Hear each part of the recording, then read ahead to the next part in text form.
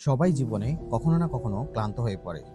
তখন যদি কেউ বলে আমি আছি, সেই কথাটাই আশার আলো হয়ে ওঠে। আজ শুনবো এমন একজন মানুষের গল্প, যিনি শুধু চা নয়, বানাতেন মানুষের সাহস। কলকাতার এক পুরনো স্টেশনের কাছে একটা ছোট্ট চায়ের দোকান।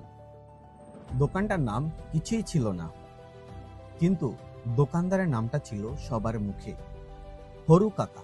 হরু কাকার বয়সটা হয়তো বেশি হবে না, 60 এর বেশি। তবুও সকালে স্টোভ জ্বালিয়ে হাসি মুখে বলতেন, 2 ফোঁটা সময় নিও ভাই, কষ্ট ভুলে যাবে। প্রতিদিন বিকেলে একটা ছেলে আসতো।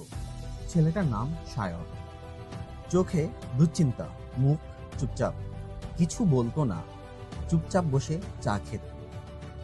হারু কাকা জিজ্ঞাসা করতেন না কিছুই, শুধু একটা কথা, চোখে ঘুম নেই বুঝি, মন ভার? কিছু হবে না, একটু চা খাও। একদিন হরু কাকা আর দোকান এলো না, দোকান বন্ধ। খবর এলো হরু কাকা হসপিটালে ভর্তি। সায়ন ছুটে গেল, ব্যাগ ভর্তি কিছু পয়সা আর অশ্রু ভেজা চোখ নিয়ে হাসপাতালের বেডের পাশেই বসে বলল, কাকা তুমি জানো না, তুমি আমায় বাঁচিয়েছো। বাবা নেই, মা কষ্ট করে সংসার চালায়। আমি ভাবতাম সব শেষ করে দেব, কিন্তু তুমিই আমাকে ধরে রেখেছিলে। শুধু একটা চা আর একটা কথা।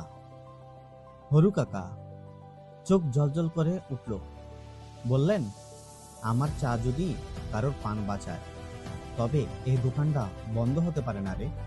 সেই দিন থেকেই দোকানে সায়ন দাঁড়ানো শুরু করে, চা বানায়, হাসে আর বলে, 2 ফোঁটা সময় দিও ভাই, কষ্ট ভুলে যাবে।